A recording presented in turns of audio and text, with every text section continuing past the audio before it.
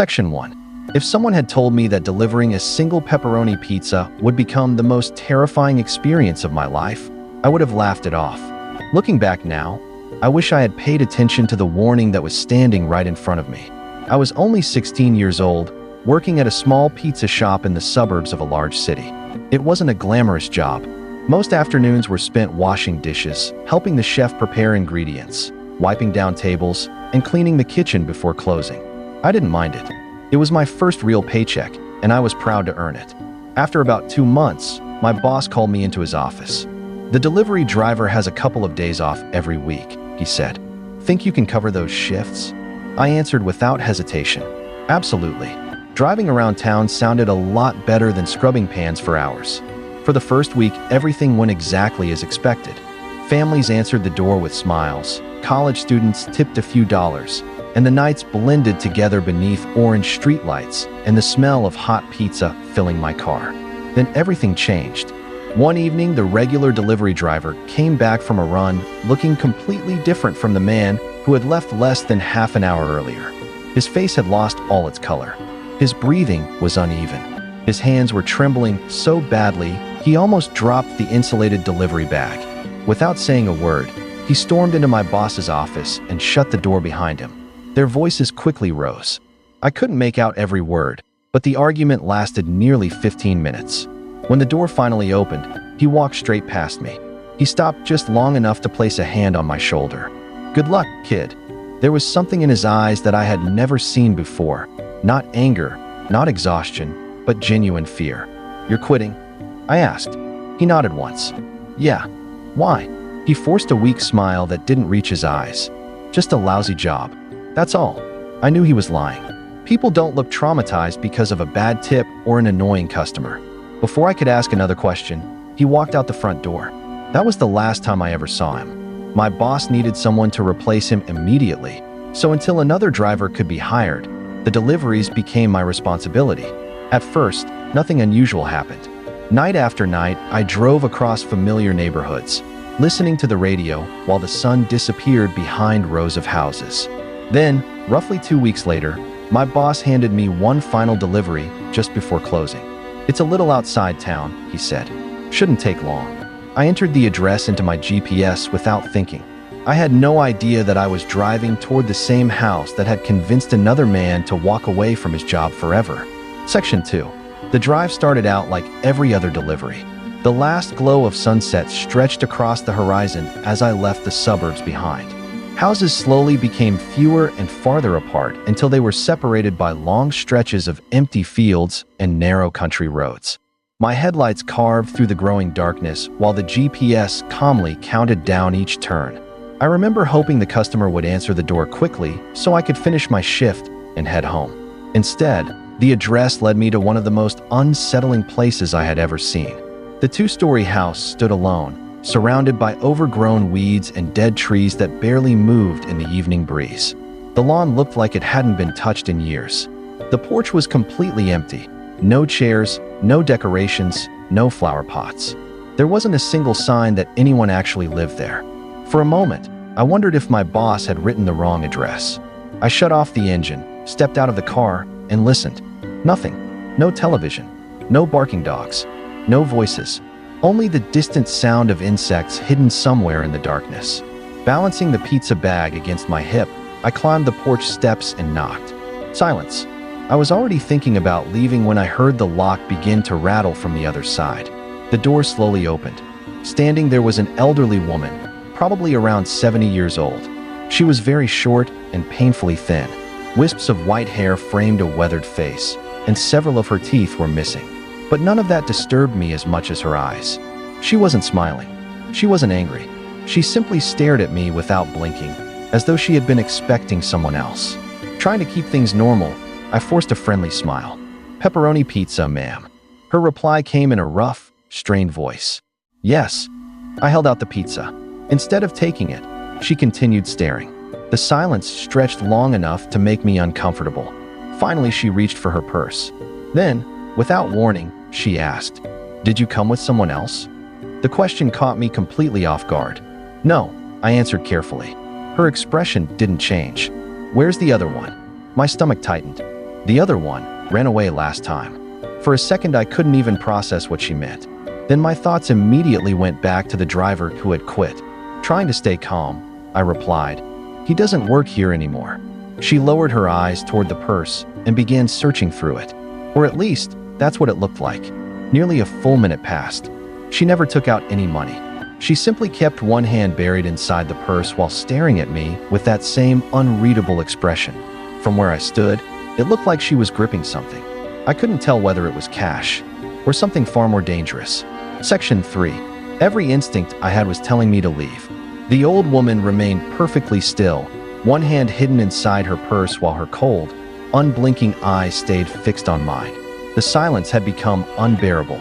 I could hear my own heartbeat in my ears, and every second that passed made the front porch feel smaller. I tried to convince myself I was overreacting. Maybe she was simply struggling to find her wallet. Maybe she had arthritis. Maybe there was a perfectly reasonable explanation. But none of those thoughts could explain why she had asked about the other one. She hadn't asked if another driver worked at the restaurant. She had asked where he was, as if she had expected him to return. I shifted my weight slightly and glanced toward my car. It was only a short sprint away, but somehow it felt much farther. The woman still hadn't moved. Then something changed. Behind her, deeper inside the dark house, I noticed movement. A tall silhouette slowly crossed the hallway. I couldn't make out a face, only the outline of someone standing just beyond the reach of the dim light coming through the doorway. Before I could process what I was seeing, another sound came from outside. Crunch. The unmistakable sound of footsteps on dry leaves. They weren't coming from inside the house. They were coming from my left. I turned my head just enough to look. A man's head slowly appeared beside the porch railing. He looked middle-aged, broad-shouldered, and completely expressionless. As soon as our eyes met, his face hardened into an angry stare. "Hey," he called in a deep voice. My pulse exploded. The man immediately started climbing the porch steps toward me while the woman remained in the doorway, still gripping whatever was inside her purse. That was the moment every warning in my head became impossible to ignore.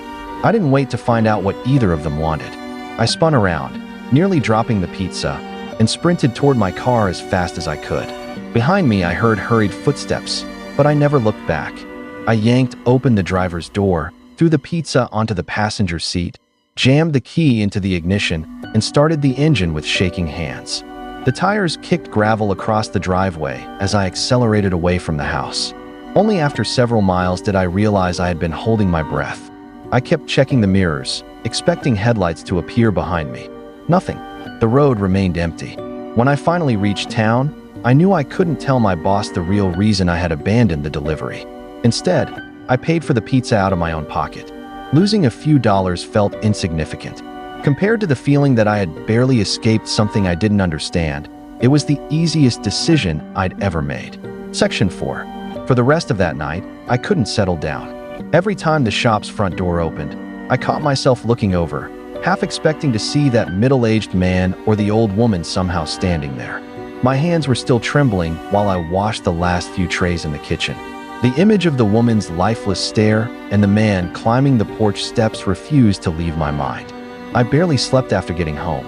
Each time I closed my eyes, I was back on that empty porch, watching her hand remain hidden inside the purse while someone moved through the darkness behind her.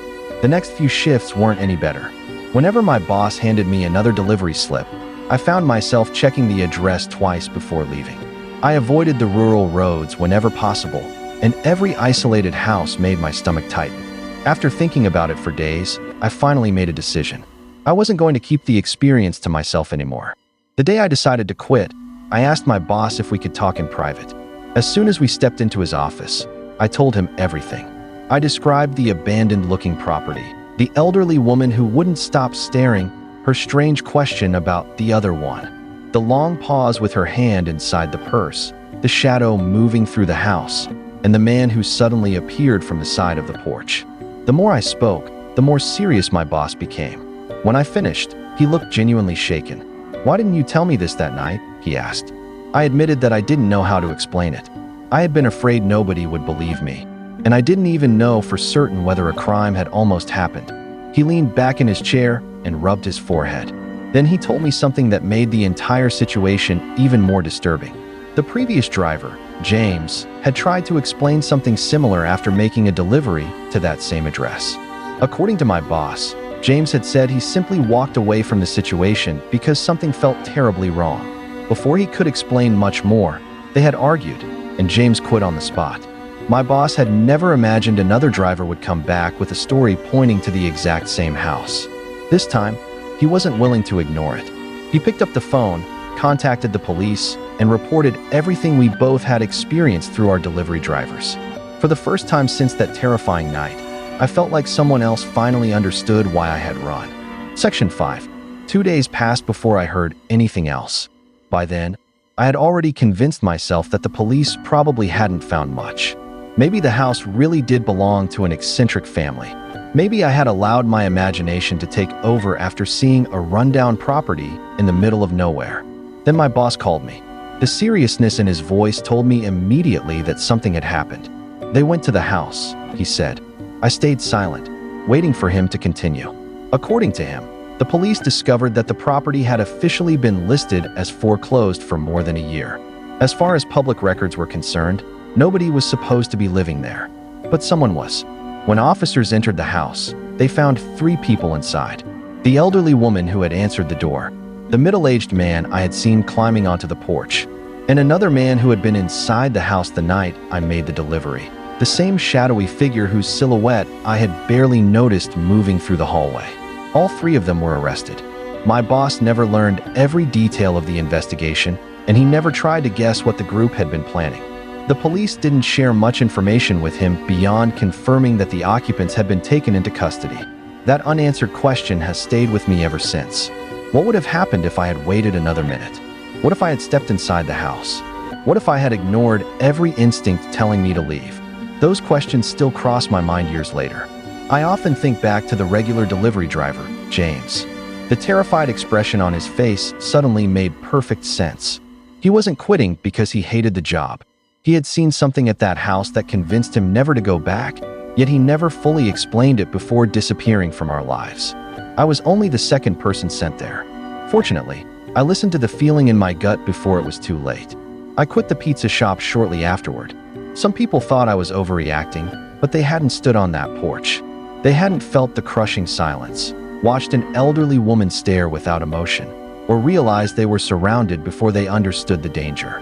Even now, I can still picture every detail with unsettling clarity. The dead trees, the neglected yard, the sound of footsteps on dry leaves, and the expressionless faces waiting in the darkness. I'll never know exactly what those 3 people intended to do that night. Maybe that's for the best. What I do know is that if I had stayed on that porch for even a few seconds longer, I might never have made it back to my car. And every time I remember that lonely house at the end of the rural road, I'm reminded that sometimes the most dangerous places don't look haunted at all. Sometimes they're occupied by people who are far